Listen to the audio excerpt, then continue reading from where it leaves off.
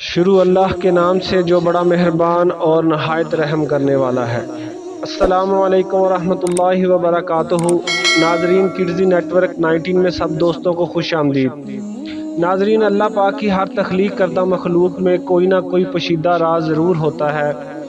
بلی کو پیدا کرنے کی اللہ کی حکمت کچھ یوں ہے کہ جب حضرت نوح علیہ السلام کی قوم پر پانی کی صورت میں سیلاب کا عذاب آیا تو اللہ تعالیٰ نے حضرت نوح علیہ السلام کو کشتی بنا کر اس میں سوار ہونے اور ہر جاندار پرندے کا ایک جوڑا کشتی میں محفوظ کرنے کو کہا۔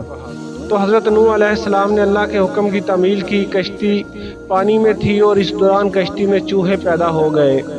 انہوں نے کشتی میں موجود تمام اناج اور غلہ خراب کرنا شروع کر دیا۔ اس کے ساتھ ساتھ کشتی کو کاٹنا شروع کر دیا، جس کی وجہ سے کشتی میں پانی داخل ہونے کا خدشہ پیدا ہو گیا۔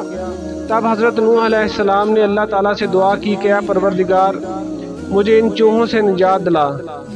اس وقت اللہ عز و جل حضرت نوح علیہ السلام کو حکم دیا کہ کشتی میں موجود شیر کی پیٹھ پر ہاتھ پھیرو۔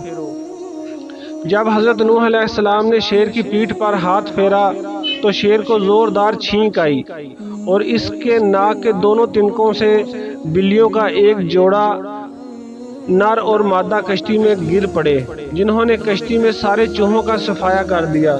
سبحان اللہ، اللہ تعالیٰ ہر کام پر قادر ہے۔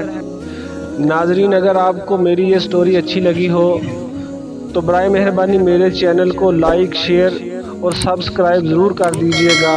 اللہ حافظ۔